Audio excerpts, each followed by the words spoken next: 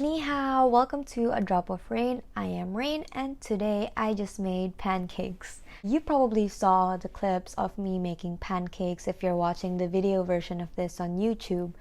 And I am pretty happy today because the pancakes actually looked like pancakes. And it was actually not bad. For someone like me, it's a pride thing. I associate pancakes with my childhood because it was the first thing I ever cooked, and I felt really proud the first time. I was so proud. I still remember my first pancakes to this day. I probably already mentioned this before. I don't like cooking. I feel like cooking is not for me. I'm scared of the sizzling things, and I just cannot cook to save my life. And pancake, after I cooked pancakes the first time when I was a kid, I didn't know that I would be this way right now because the first time I cooked pancakes and they actually looked like pancakes, I was so proud. I cooked pancakes every day, even though no one wanted it. Honestly, there was one time I cooked so much, but no one ate it because everyone was just sick and tired of pancakes every day. And yeah, so it just felt like if I can make pancakes, I can do anything. That's how it felt like at the time. And it was crazy because it's all I did. I didn't try to do other food. No, that's a lie. I actually tried to make eggs after pancakes, but I completely burned eggs. Yes, I failed and I burnt eggs. You might be asking, how can someone burn eggs? Well, I don't know. I just did. It just happened and it was traumatizing. After I burnt eggs, I just decided that cooking is not for me. I'm never gonna go near the kitchen again. I'm just gonna make someone else do it. And then I get questions like, oh, what if you grow old? How are you gonna be a good wife if you can't cook? Well, then I just marry someone who can actually cook because I can't. After a few years, I realized it's not that I can't. I never actually tried to cook anything else. All I did was pancakes and some bad eggs, and then I gave up on it, and now I'm like, what's a kitchen? I think that it's something most of us do. When we fail at something, we get so afraid to try it again because, well, maybe it's because of our ego, maybe we're just lazy. Honestly, sometimes most of us are just lazy to try things, but sometimes it's because we're afraid to fail and we just want to do things that we're familiar with. We want to do things that we know and we're sure that we're going to succeed in. We're afraid to try. That's for people like me. I mean, yeah, me. I've been afraid to try a lot of things in my life. And when people tell me that I'm not good at certain things, I wasn't always the type of person to be like, no, I'm going to prove you wrong. No, for years, a long time in my life, whenever someone tells me I'm not good at something, I just stop doing it. And I regret it a lot. Honestly, I should at least try again, right? But I just don't. Some of these things that people tell me I'm not good at, well, first of all, is singing. I sing so bad, people beg me to stop singing. I was also told that I'm very bad at grammar. I'm very bad at English. I'm very bad at dancing. I'm bad at speaking. I'm not that pretty. My makeup skills and my fashion was bad, which was kind of sucky because I liked singing a lot in public, even though I know I didn't sound good. But then people always told me how bad my singing was. I stopped singing. Well, except if I'm with my family. My family is okay because they're my family. And then I stopped writing for a long time too. And because people told me my English was bad, I also did not speak English at all. And whenever someone speaks English, I try to put my insecurity of not being able to speak English on them. Like I say things like, oh, we're in the Philippines. You have to speak Tagalog. You have to speak Filipino. But it's mostly because I'm not good at it. And I hate it when other people are. And yeah, they told me my makeup skills are bad. So I put off learning makeup. They told me I wasn't as pretty. So I'm like, okay, why bother trying to be pretty? And then there was also a point in my life where I liked experimenting with fashion. I'm not good at fashion, but I liked wearing crazy things like a hat.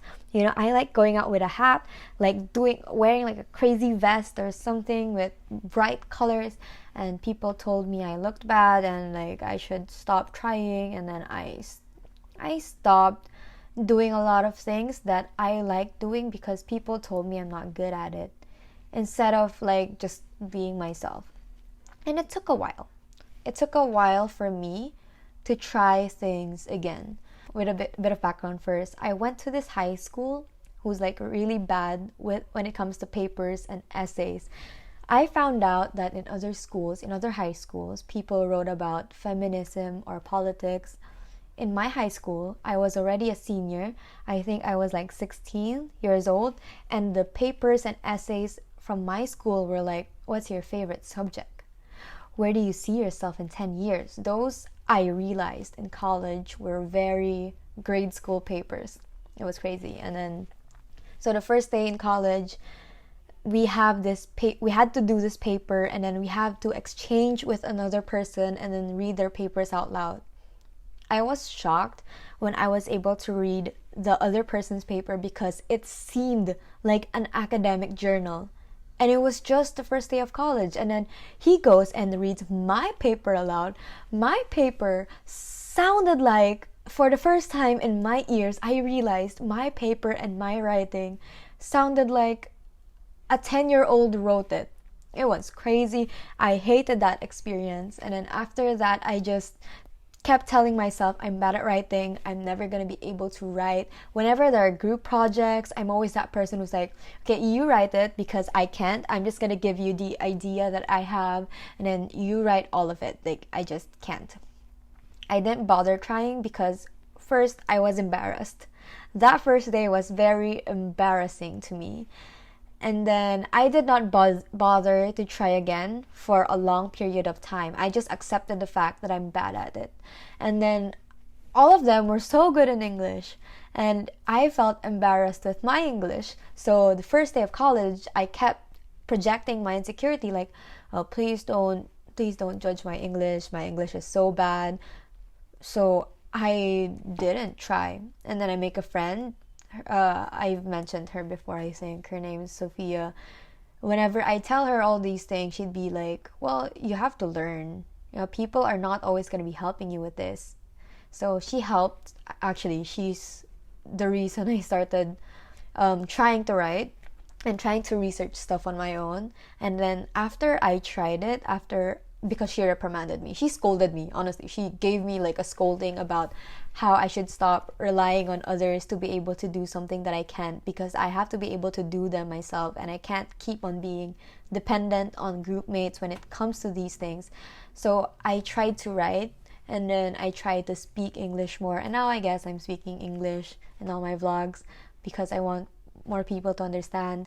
And then after I wrote my first paper and it sounded really well to me, I was like, okay, all I had to do was try, put a little bit more effort, and I could actually do it. And then I guess that's the point in my life where I started trying things again. Because for a long time, whenever someone would tell me I'm bad at something, I would just stop doing it. And I would always say no to any opportunity that presents itself if it's not something I'm comfortable with. So, for example, I feel like I'm good at video editing, and I feel like I'm good at filming. I just feel like it because ever since high school, it's all I've been doing. I've been editing videos since actually grade school. Yeah, I've started playing with iMovie and Final Cut when I was in grade school.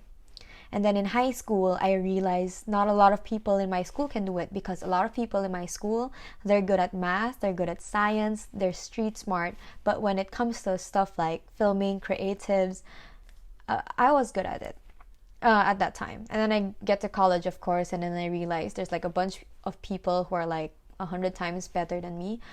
And it kind of discouraged me a little. I stopped trying to be better, but then I realized I should have practiced more. Just because there are a lot of people who are better than me doesn't mean that I should stop trying. I should have been more encouraged, and I should have been pushing myself harder, because I want to have my own unique sense of style. Where am I going with this?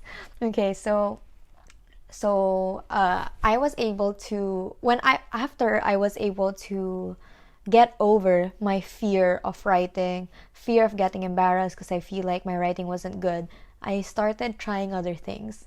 Like, for example, I started trying to actually learn Photoshop.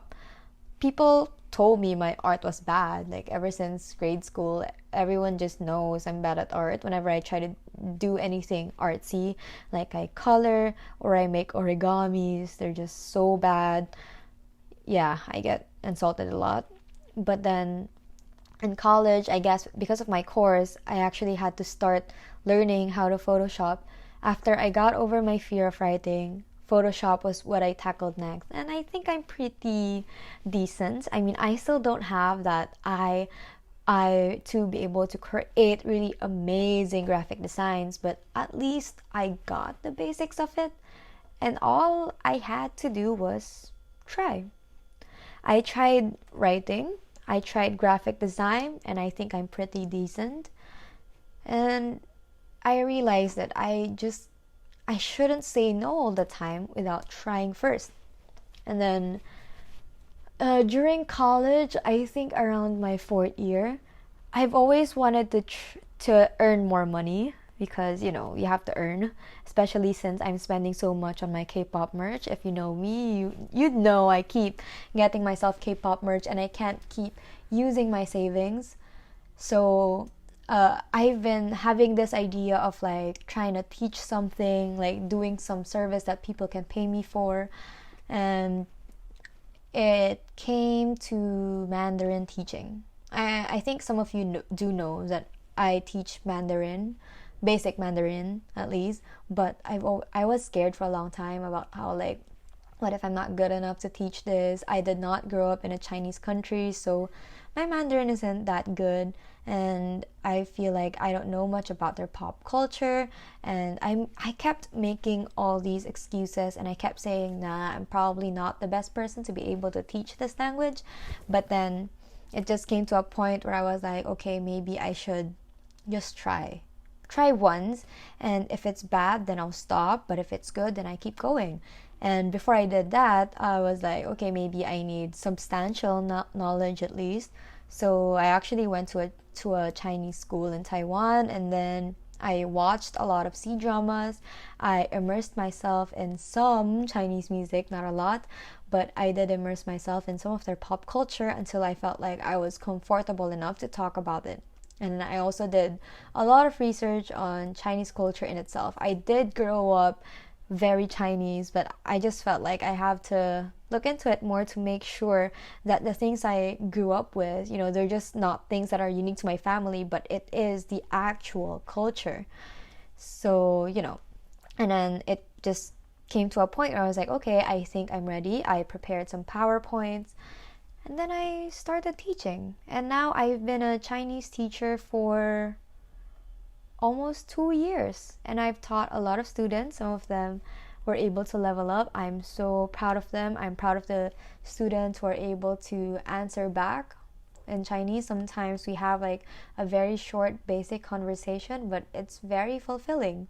And all of that, like all of this, like being able to save money, being able to make more money for myself, that fulfillment that I make this money myself from my own effort, and then I get to buy something with it. It's just a very fulfilling feeling, and it's something that I could not have done if I said no the first time, if I did not try. If I stayed with the mindset that, oh, I'm not good enough, then I probably wouldn't have been able to do this.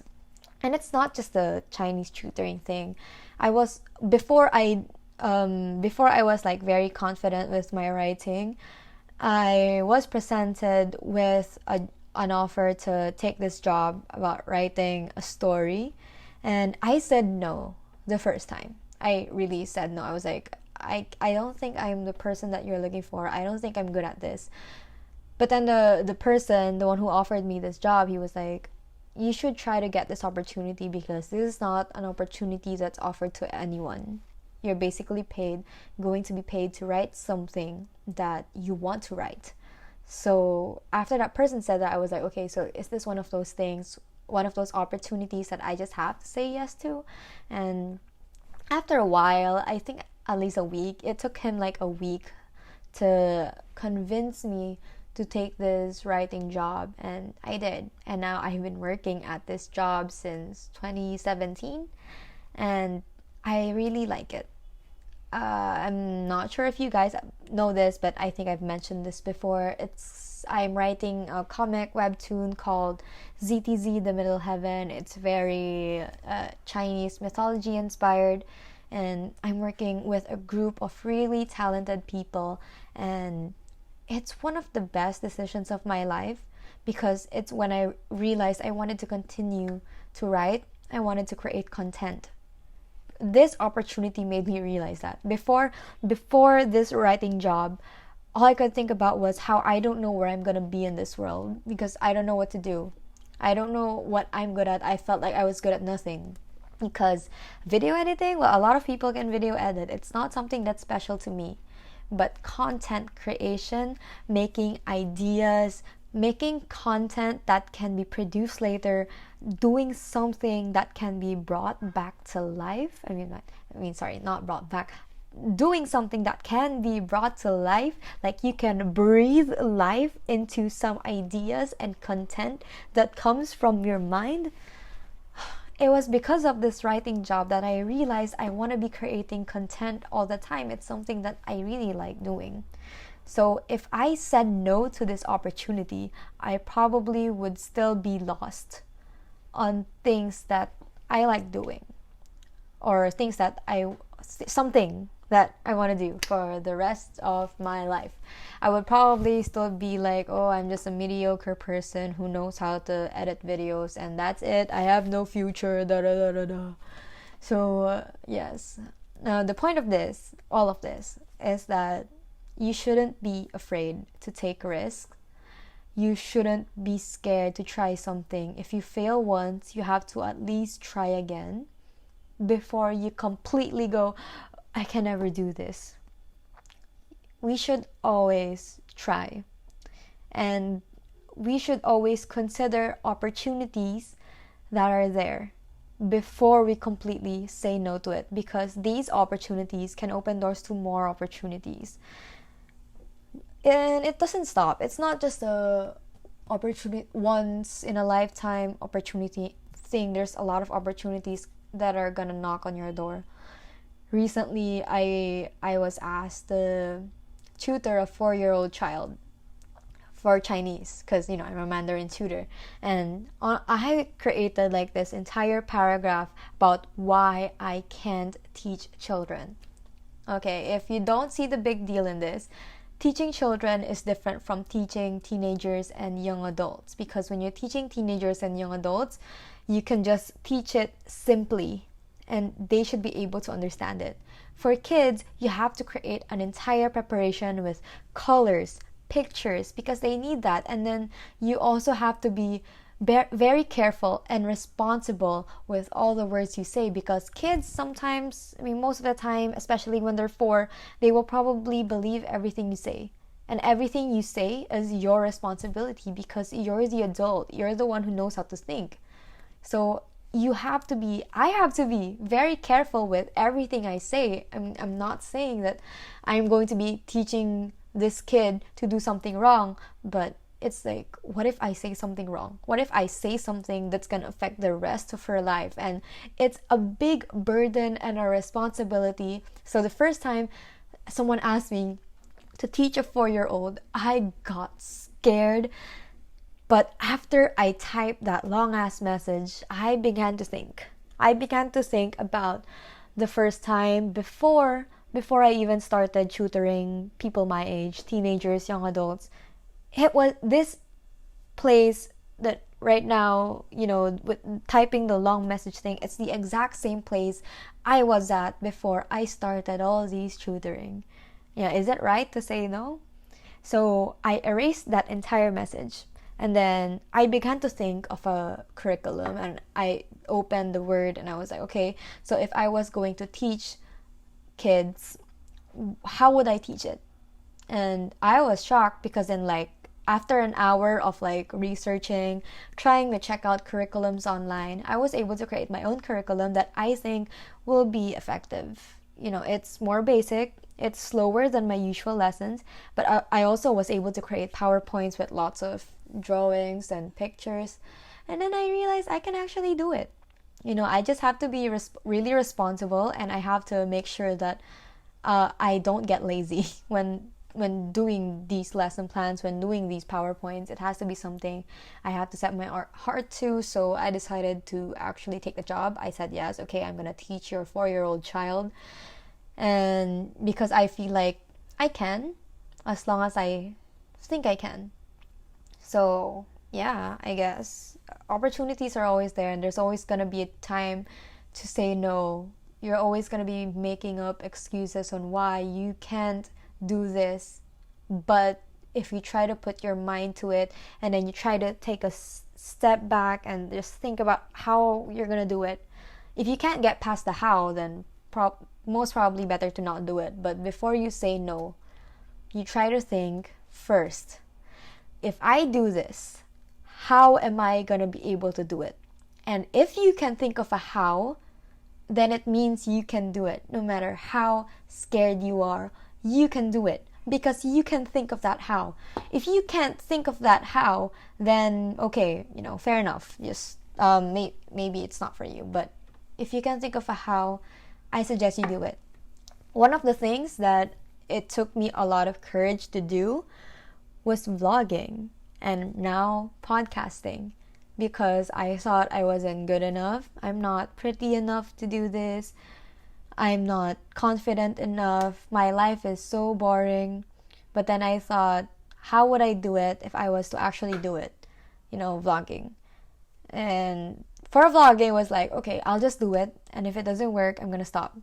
But for the podcasting thing, before I started, okay, if I'm going to start a podcast, what am I actually going to talk about? Before I started all of this, I actually opened up a Microsoft Word. Honestly, Microsoft Words really helped. So I opened up a Microsoft Word and I started typing down everything that I'm able to say. And that's when I realized that, I really want to do this then, because I am thinking about everything that I want to write and I want to say. And then I realized that, yeah, I want to do this. I can do this. Because I was able to get past the how, and I should just start it. And that's how I started all of this. So you see, if all of the things that I'm doing now, everything like speaking English, writing papers, writing a comic, vlogging, podcasting, all the other things that I'm doing in my life, it all started with a doubt. It all started with me second guessing myself. It all started with, I can't do this. Everything, it's always, I can't do this. But then it's always followed up with, what if I do this? How do I do it? And then I do it, and then I just don't regret it. Not everything worked out, of course. I mean, there are other things I really tried to do, and then I realized, nah, it's not for me. What have I tried that hasn't worked out? Well, cooking. I tried to really watch someone cook and try to do it, but I don't know, maybe I'm just lazy, honestly speaking. I tried singing by myself, practicing. I watched some YouTube videos and I tried to follow the singing tutorials that they did, but it's really not working out. I also tried dancing. I tried to memorize some K-pop dances. I danced by myself in my parents' room when they were away, because they have a big space in their room. And then I took a video of myself, and then I saw it and I was like, this is so bad. So yeah, point is, I tried many things.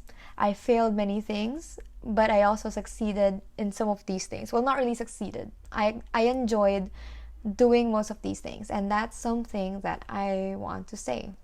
And I think it's a really, really, really, really long podcast, and this is a really long video or audio. Like, it's really long just to say, try. Take opportunities. I remember one time someone made this analogy or a story to try to make you visualize what an opportunity is.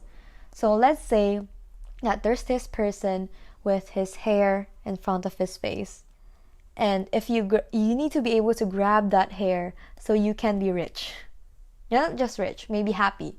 Maybe that hair is like happiness.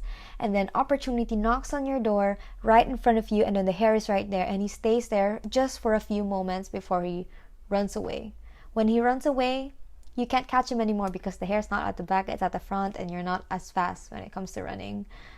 I don't know if that's a good visualization, but that's how some of my teachers before made me visualize opportunity. Opportunity doesn't always come, and opportunities don't stay there for long. You're gonna realize one day that when you miss an opportunity, you just missed an opportunity. Of course, not all opportunities are meant for you, but that shouldn't stop you from seeing or trying if you can make this opportunity work. So yeah, I guess that's everything that I want to say in this podcast. So I do hope that you've learned something. I hope I wasn't just babbling about myself for no reason. And yeah, thank you for getting to the end of this ADOR vlog or ADOR audio, wherever you are. Please don't forget to like, comment, share, and subscribe. And if you're listening to a podcast, maybe you rate me or something, or put a heart. I still don't understand how this entire podcasting works. If you figure it out, please tell me, because I don't know, honestly. Like, this podcast makes me completely blind. I don't know how many people listen. I don't know if someone's actually listening to it. I don't know what people think.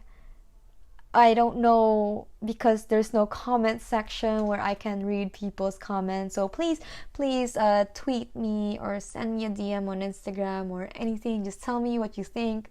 I want to get your opinions. If there's something you want me to talk about, please tell me also, because there's no comment section and I'm going crazy. Or maybe comment on YouTube or something. But yeah, please support me, and don't forget that there are visuals available on my YouTube channel, SlytheReine, SlytheReine, and I created playlists for A Drop of Reine. There's A Drop of Reine video, A Drop of Reine audio, ADOR V and ADOR A, and there's also playlists for both. So if you want to be able to see more of my contents visually, just go to YouTube. If you want to see where all my podcasts are available, I created a link tree thing where you can see all the podcasts. It's available on Spotify. It's available, I think it's available on Google Podcasts.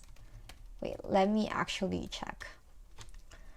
I put the link on my Instagram and Twitter. My Instagram and Twitter is @SlytheReine, SlytheReine. So I put a link on my bio, and it has the link to my YouTube channel, the Spotify podcast, Google Podcast, Pocket Cast, Overcast, Radio Public, Breaker, and Anchor. So, if you want to listen to this audio and you're not sure which platform or which app you can use, just check out these links. Maybe there are platforms that are more available to you. For majority, I know that it's Spotify. Anyway, thank you so much for watching. Don't forget to like, comment, share, and subscribe. Please stay tuned for my next podcast.